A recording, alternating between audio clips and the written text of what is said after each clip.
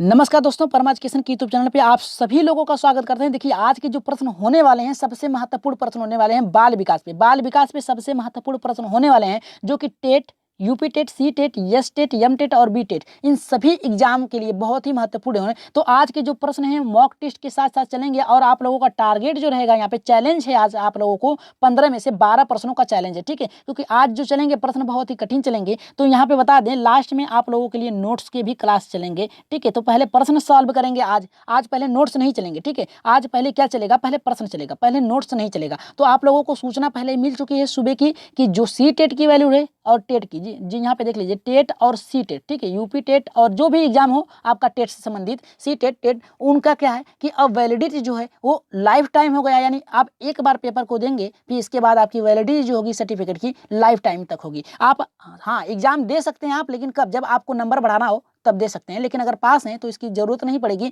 और आप लोग अपना टारगेट जो रखिएगा वो 1:20 से ऊपर रखिएगा। तो चलिए देख लेते हैं आज के प्रश्न जो होने वाले हैं। क्योंकि जो भाई बहन हमारे चैनल पे नए हैं और अभी तक हमारे चैनल को सब्सक्राइब नहीं किया, तो परमा एजुकेशन चैनल को सब्सक्राइब करने के साथ साथ बेल आइकन का भी बटन दबाएं और शेयर कर दीजिए अपने अपने ग्रुपों में, क्योंकि आज के प्रश्न जो होने वाले हैं बहुत ही महत्वपूर्ण के साथ साथ कंपटीशन के भी प्रश्न आज चलेंगे।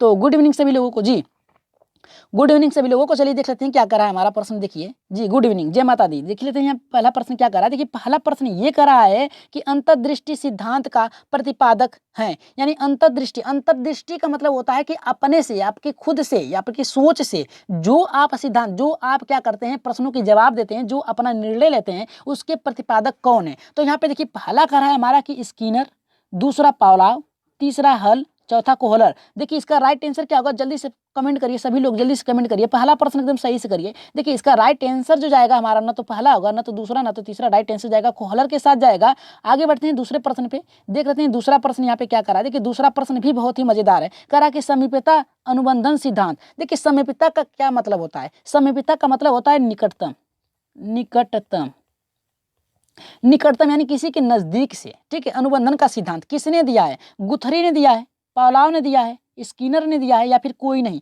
तो राइट आंसर यहाँ पे क्या होगा, दूसरे का। जल्दी से बताइए कि दूसरे का राइट आंसर क्या होगा हमारा। देखिए, दूसरे का जो राइट आंसर जाएगा, गुथरी ने यहाँ पे समीपता अनुबंधन का सिद्धांत दिया। यानी जितना बालक का संप्रेषण, जितना पुस्तकीय ज्ञान से, आपके अधिगम ज्ञान से, आपके परिवेश से जितना क्या होगा, निकटतम होगा, उतना ही उसका ज्ञान क्या होगा, उसके ज्ञान के अधिगम में बढ़ोतरी होगी। तो राइट आंसर यहाँ पे जाएगा, पहले के साथ जाएगा। नेक्स्ट प्रश्न बढ़ते हैं आगे। यहाँ पे तीसरे प्रश्न पे देख लेते हैं, तीसरा हमारा क्या करा है। और लाइक कर दीजिए सभी लोग, ठीक है। जितने लोग हैं कम से कम लाइक कर दीजिए सभी लोग, और शेयर भी कर दीजिए। यहाँ पे देखिए, तीसरा करा है कि थर्नडाइक के उद्दीपक अनुक्रिया सिद्धांत में पुनर्वलन का कार्य करता है। देखिए, पुनर्वलन का मतलब क्या होता है कि फिर से प्रयास करने के लिए क्या होता है। देखिए, जब आप किसी कार्य को करते हैं, ठीक है, कार्य को करते हैं और आप उस कार्य को छोड़ देते हैं, लेकिन आपको किसी के द्वारा पुनर्वलन यानी फिर से करने के लिए प्रोत्साहित किया जाता है, तो वो आपका पुनर्वलन कहलाता है। यानी फिर से करने के लिए आपको साहस दिया जाए, तो पुनर्वलन होता है। तो ये किसने दिया, थर्नडाइक किस पे दिया था, बिल्ली पे दिया था, अनुक्रिया पे दिया था, उद्दीपक पे दिया था, या फिर यहाँ पे कह रहा है कि ए और ब दोनों पे दिया है। तो राइट आंसर यहाँ पे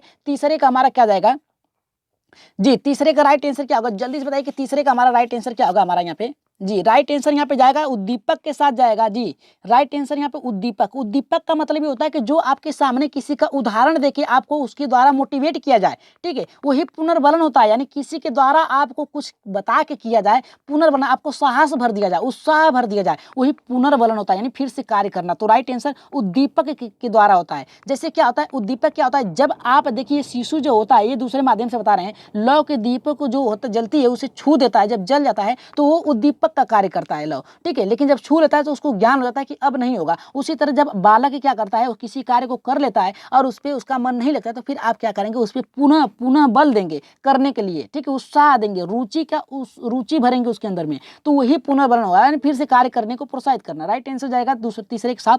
आगे बढ़ते हैं चौथे प्रश्न पे, देख लेते हैं चौथा प्रश्न क्या करा है, अधिगम सोपानकी। देखिए, सोपानकी की बात किया है, अभी बताएंगे कि सोपानकी होता क्या है। सोपानकी RM गै ने कितने वर्गों में विभाजित किया था। तो यहाँ पे देखिए, पहला करा है कि 7 वर्गों में, 6 वर्गों में, 8 वर्गों में और 11 वर्गों में। इस पे अभी हम बताएंगे, लेकिन राइट आंसर आप लोग बताइए कि इसका राइट आंसर क्या होगा जी। राइट आंसर क्या होगा, जल्दी से बताइए कि इसका राइट आंसर क्या होगा। यहाँ पे देखिए, RM गै ने कुछ प्रश्न ऐसे लाए गए हैं जो कि आप लोगों के लिए बहुत ही महत्वपूर्ण है। तो देख लेते हैं क्या हमारा कह रहा है यहाँ पे।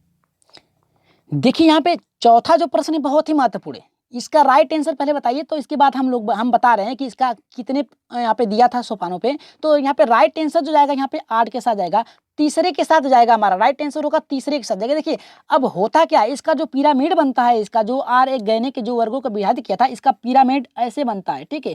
इसमें बनता है क्या है, तो इसके जो 8 क्रम है, ठीक है। पहला क्या है, समस्या समाधान, ठीक है, समस्या समाधान,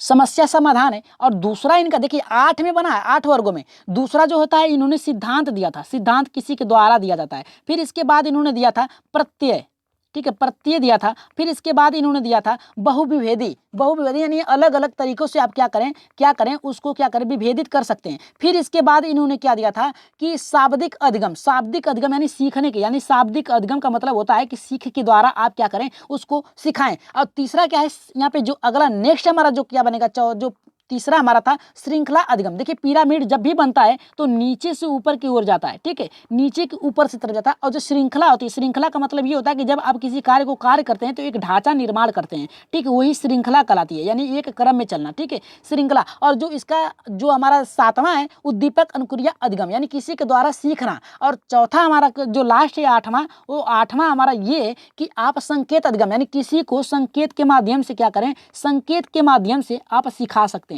तो इसका देखिए 8 पिरामिड है, इसका 8 वर्गों में विभाजित किया है। पहला समस्या समाधान, और दूसरा देखिए पहला समस्या समाधान हो गया, दूसरा जो हो गया हमारा यहाँ पे सिद्धांत हो गया, तीसरा जो होगा हमारा यहाँ पे प्रत्यय होगा, और चौथा जो होगा बहु विभेदन होगा, और यहाँ पे छठा जो होगा, यहाँ पे जो छठा होगा हमारा यहाँ पे जो यहाँ पे 5वां जो होगा शाब्दिक अधिगम होगा, 7वां जो छठा होगा यहाँ पे श्रृंखला अधिगम होगा, 7वां जो होगा उद्दीपक अनुक्रिया होगा, और चौथा जो होगा यहाँ पे 8वां वो संकेत अधिगम होगा। तो ये थे 8, ठीक है। तो आगे बढ़ते हैं, यहाँ पे 5वें प्रश्न पे देखते हैं। 5वां प्रश्न यहाँ पे क्या करा है, अधिगम को प्रभावित करने वाले कारक नहीं है। देखिए अधिगम को प्रभावित करने वाले कारक नहीं है। पहला करा है यहाँ पे शारीरिक कारक, मनोवैज्ञानिक कारक, पर्यावरणीय कारक, चौथा करा है यहाँ पे कोई नहीं। तो राइट आंसर क्या होगा हमारा, जल्दी से बताइए कि हमारा 5वें का राइट आंसर क्या होगा जी।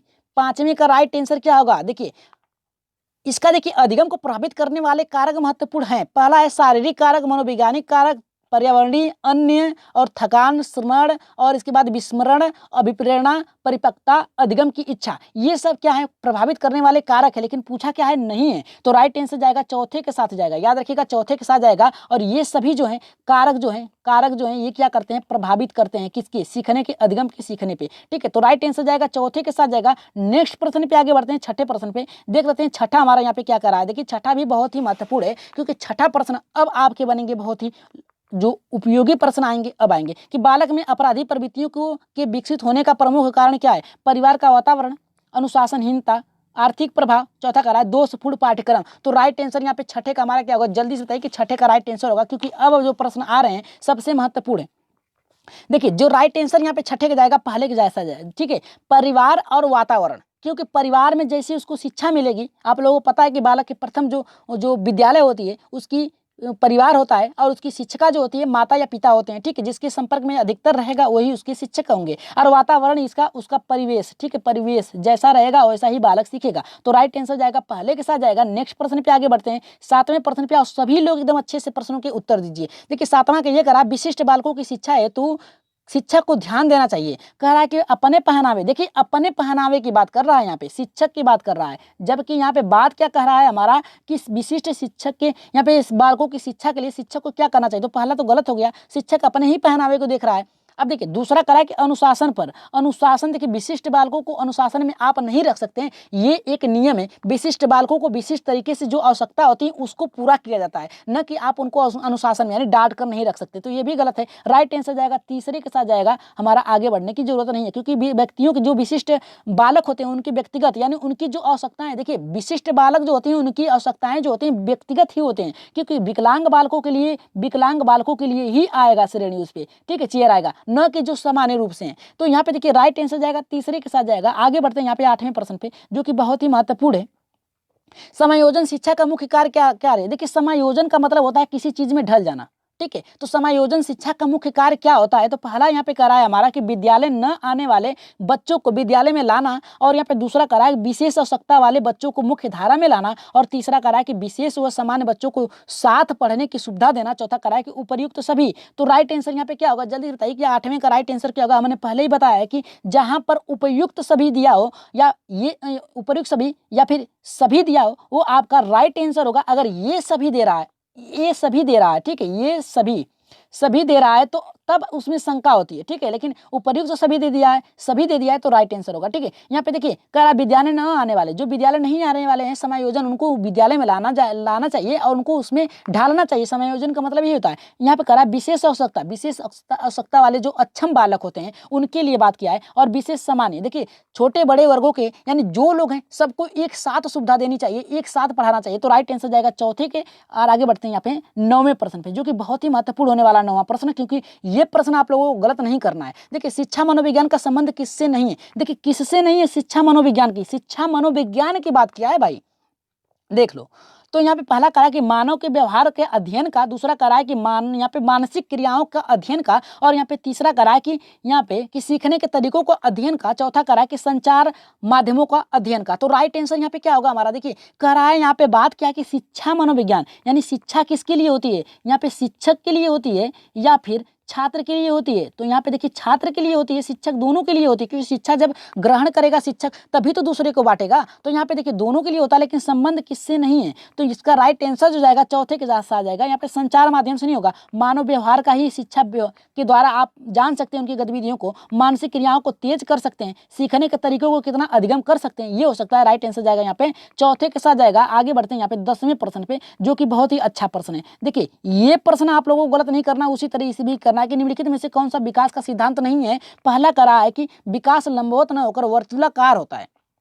अब देखिए बहुत ही महत्वपूर्ण प्रश्न आ गया। अब देखिए दूसरा करा है कि विकास क्रमबद्ध होता है, तीसरा करा है विकास निरंतर होती है, और चौथा करा है कि विकास मशीनी प्रक्रिया है। तो राइट आंसर यहाँ पे क्या जाएगा, देखिए कह रहा है कि विकास, यहाँ पे देखिए विकास कभी एक सीधी रेखा में नहीं चलता है। हाँ, जो विकास होता है ये देखिए ये आधार है वे से इसका है, और ये विकास जो होती है इस तरह से चलती है, यानी पहले तीव्र होगी फिर कम होगी, फिर हो सकता है तीव्र हो सकती है। फिर जो होता है विकास का क्रम जो होता है पहले तीव्र होती है शैशवावस्था में, बाल्यावस्था में निम्न हो जाती है, किशोरावस्था में फिर तीव्र हो जाती है। तो विकास हमेशा वर्तुलाकार में चलती है, ठीक है। तो राइट आंसर ये भी होगा विकास क्रमबद्ध एक नियम के अनुसार चलती है, नियम के अनुसार भी नहीं चलती, क्रम यानी क्रम में चलती है, ठीक है। तो यहाँ पे व्याकरणीय नियम के अनुसार चलती है, और यहाँ पे विकास निरंतर यानी जीवन से जन्म से लेकर मृत्यु तक चलती है विकास। और चौथा करा कि इनमें ये मशीनी प्रक्रिया नहीं है। तो यहाँ पे नहीं की बात किया है, तो राइट आंसर जाएगा यहाँ पे चौथे के साथ जाएगा। नेक्स्ट प्रश्न पे आगे बढ़ते हैं। देखिए अब चलेंगे आपके नोट्स, और जो प्रश्न बाकी बचे हुए हैं वो नोट्स के बाद चलेंगे, ठीक है। तो पहले आप क्या करिए, जल्दी से कॉपी पेन लेके बैठ जाइए और सभी प्रश्नों को नोट कर लीजिए, ठीक है। जो टॉपिक्स हैं उसे नोट कर लीजिए। आज जो यहाँ पे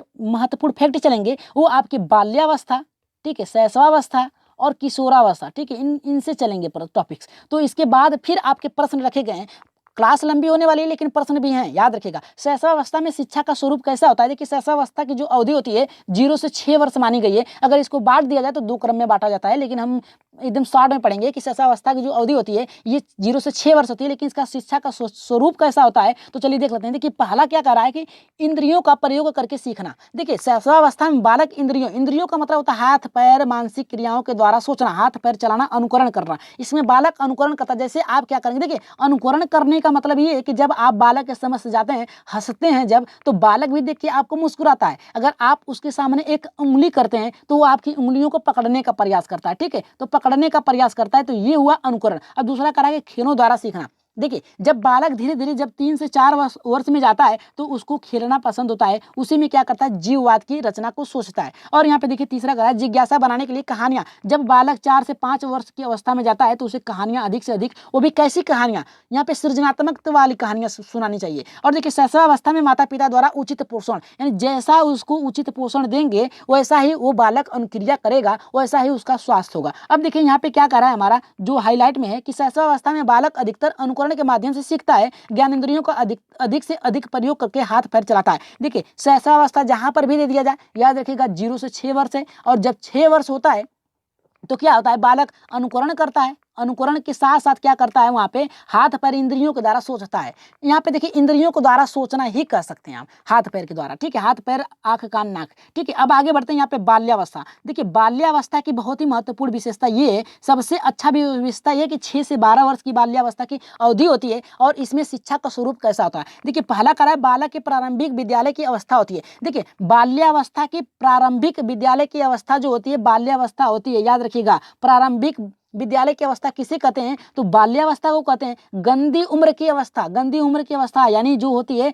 डटी अवस्था भी कह सकते हैं इसे, ठीक है। ये बाल्यावस्था को कहा जाता है। टोली की उम्र यानी गुट में रहते हैं। आप देखिए कभी कभी आप बच्चों से झगड़ा करिए, कभी करके देख लीजिए, तो अगर आप रास्ते पे जा रहे हैं तो क्या करेंगे, चिक्का मार के भाग जाएंगे, ठीक है, मार के भाग जाएंगे, आप कुछ कर भी नहीं सकते। और घर पे जाके क्या कहेंगे कि इन्होंने ही मुझे मारा है, उल्टा ये भी कहेंगे। तो क्या करेंगे आप, उल्टा वहां से चले आएंगे पैर दबा के। फिर अगर आपने कुछ कहा उनको तो दोबारा आपको चिक्का मारेंगे और टोली गैंग बना के आपको पीछा करेंगे। तो इससे अच्छा है कि उनसे दूर ही रहे, ठीक है। अब देखिए चौथा करा कि चुस्ती फुर्ती, यानी देखिए खेल कूद में ये बहुत ही अच्छे से भाग लेते हैं, बहुत ही चुस्ती फुर्ती की इनकी जो अवस्था होती है बाल्यावस्था होती है। और यहाँ पे देखिए संवेगात्मक विकास का अनोखा काल यानी सीखने का अनोखा काल भी इसे ही कहा जाता है बाल्यावस्था का। चलिए आगे बढ़ते हैं यहाँ पे नोट्स। यहाँ पे देखिए शारीरिक विकास कैसी होती है। देखिए बाल्यावस्था में शारीरिक विकास कैसी होती है, बहुत ही महत्वपूर्ण प्रश्न है, ये टॉपिक्स हैं, इसे आप लोग नोट्स करेंगे। देखिए क्या होती है, हड्डियों की संख्या जो बाल्यावस्था में होती है 350 होती है, याद रखिएगा 350 होती हैं, याद रखिएगा। सबसे महत्वपूर्ण पॉइंट की 350 हड्डियों की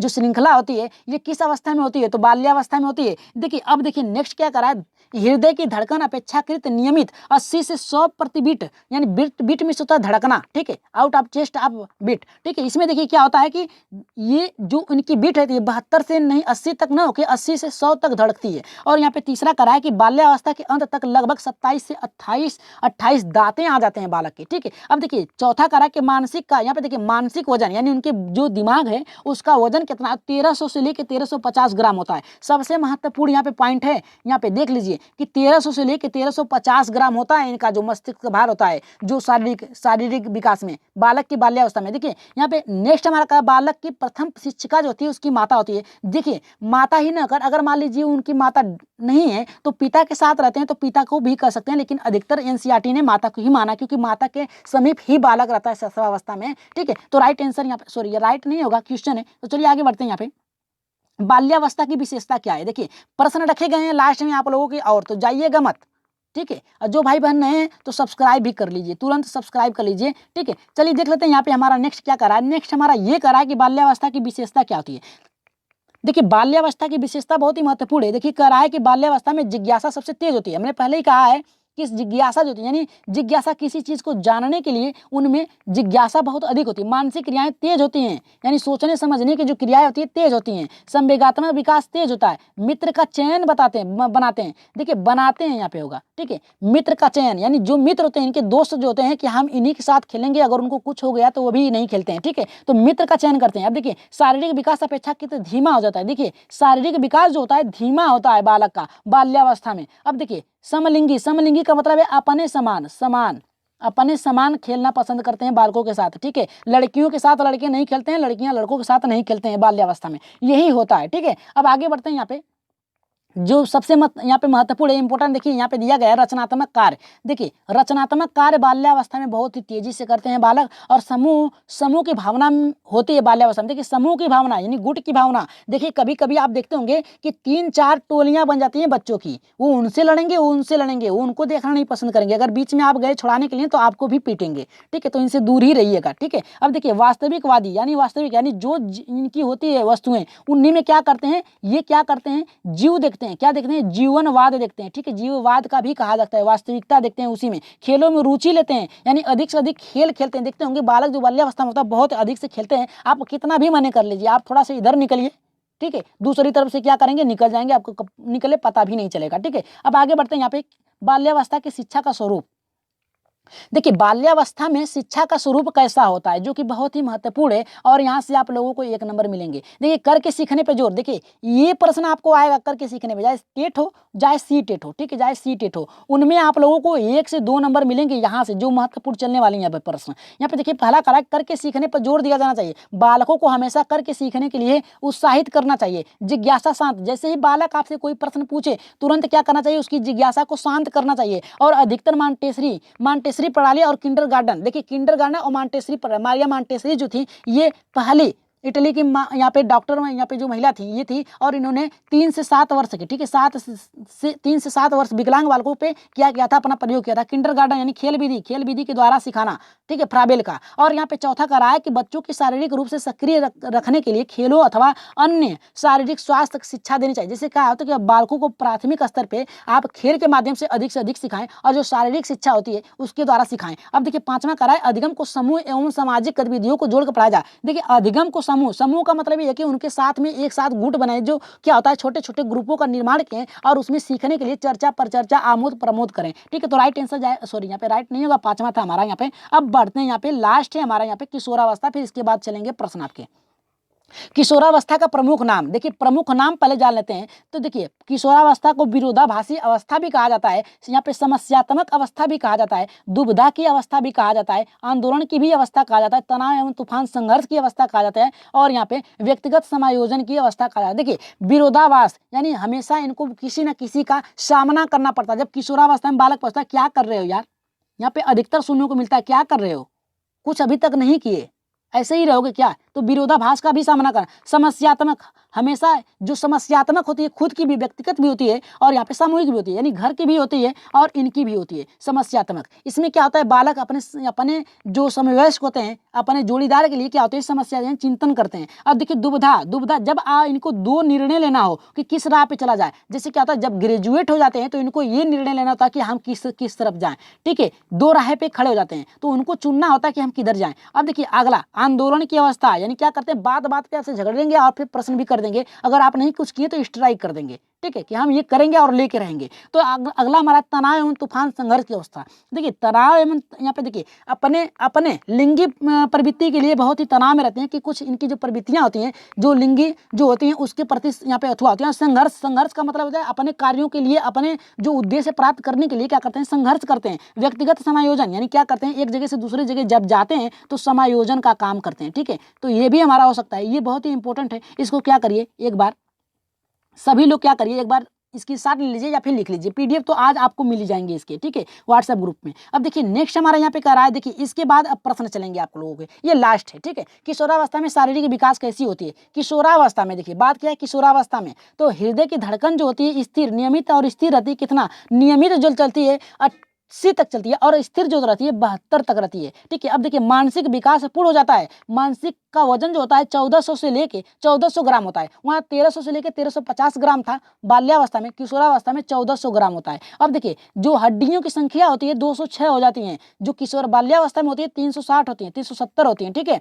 और यहाँ पे जो होती है यहाँ पे 206 होती हैं, क्योंकि जो हड्डियाँ कुछ होती हैं, कुछ हड्डियाँ जो होती हैं मेरुदंड होते हैं वो जुड़ जाते हैं आपस में कुछ हड्डियाँ, तो वो 206 हो जाती हैं। अब आगे यहाँ पे बात करेंगे कि किशोरावस्था के अंत तक 1 से 2 दांत आ जाते हैं। अब देखिए ये दांत कौन से होते हैं, जो चौभर होते हैं लास्ट में जो आपके होते हैं, ठीक है, टंग के पास होते हैं, जीभ के जो भीतर होते हैं वहां पे आपके जो यहाँ देखिए ऐसे जो होती है इस स्थान पे होते हैं, यही 2 ऊपर और यहाँ पे नीचे 2, यही आपके निकल जाते हैं तो आपके 32 दांत हो जाते हैं, 33 दांत हो जाते हैं, ठीक है। अब देखिए यहाँ पे लास्ट है हमारा, लगभग 14 वर्ष तक बालिकाओं और 16 वर्ष तक यहाँ पे बालक अपने अधिकतम विकास को पूर्ण कर लेते हैं। देखिए बालिकाओं की जो अपना विकास पूर्ण कर लेते हैं अधिकतम 14 वर्ष तक, और जो लड़के होते हैं वो 16 वर्ष तक अपना विकास पूर्ण कर लेते हैं, ठीक है। तो चलिए आगे बढ़ते हैं। यहाँ पे प्रश्न, यहाँ पे सॉरी यहाँ पे थोड़ा सा और रह गया है, ये प्रश्न इसके बाद श्योर है कि आपका प्रश्न चलेगा। देखिए किशोरावस्था में शिक्षा कैसा होना चाहिए, नैतिक शिक्षा देनी चाहिए बालकों को, किस प्रकार से आपको आगे बढ़ना है, किसी के उद्देश्य के साथ होना चाहिए, तार्किक विश्लेषण और सृजनात्मक यानी सोचने पे उनको विवश करनी चाहिए, ऐसी शिक्षा देनी चाहिए।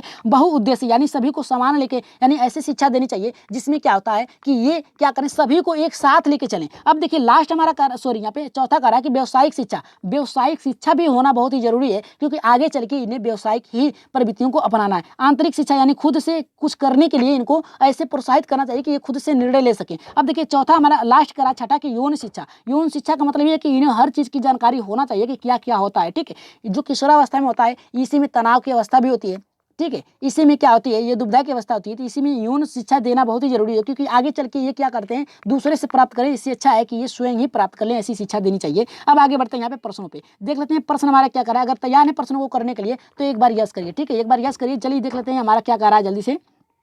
देखिए 11 का ये करा है हमारा कि मनोविज्ञान के अनुसार बाल विकास की कौन सी अवस्था सबसे जटिल होती है। अभी ऊपर है आप लोगों ने पढ़ा है, तो यहाँ पे शैशवावस्था होगा, किशोरावस्था होगी, बाल्यावस्था होगी, या फिर यहाँ पे चौथा, इनमें से कोई नहीं। तो राइट आंसर यहाँ पे क्या होगा जल्दी से बताइए, जल्दी से 11 का राइट आंसर क्या होगा जी। राइट आंसर यहाँ पे जाएगा हमारा, यहाँ पे दूसरे के साथ जाएगा, किशोरावस्था के साथ जाएगा। चलिए आगे बढ़ते हैं यहाँ पे 12वें प्रश्न पे, देख लेते हैं 12 का हमारा यहाँ पे क्या करा। देखिए 12 का ये करा है वृद्धि का प्रभावित करने, यहाँ पे देखिए वृद्धि को प्रभावित, यानी जो वृद्धि होती है आपकी लंबाई चौड़ाई जो होती है, प्रभावित करने वाले कारक अभी आपको ऊपर ही बताया गया था। तो राइट आंसर क्या होगा, पर्यावरण होगा, स्वास्थ्य होगा, आहार होगा, उपयुक्त सभी होगा। तो राइट आंसर यहाँ पे क्या होगा जल्दी से बताइए कि 12 का राइट आंसर जी। 12 का राइट आंसर जाएगा, चौथे के साथ जाएगा। नेक्स्ट प्रश्न पे आगे बढ़ते हैं। यहाँ पे लाइक और सब्सक्राइब जरूर करें, जो भाई बहन नए हैं सब्सक्राइब नहीं किया तो सब्सक्राइब कर लें, और जो लोग अभी तक लाइक नहीं किए तो लाइक एक बार कर दीजिए, और लास्ट में शेयर जरूर करिएगा, ठीक है। 13 का करा है भाषा शिक्षण के प्रथम कक्षा किसे माना गया है। यहाँ पे पूर्व प्राथमिक विद्यालय, यहाँ पे प्ले वे विद्यालय, और यहाँ पे करा है घर को, चौथा करा है कि उपयुक्त सभी। तो राइट आंसर क्या होगा जल्दी से बताइए कि 13 का राइट आंसर क्या होगा हमारा यहाँ पे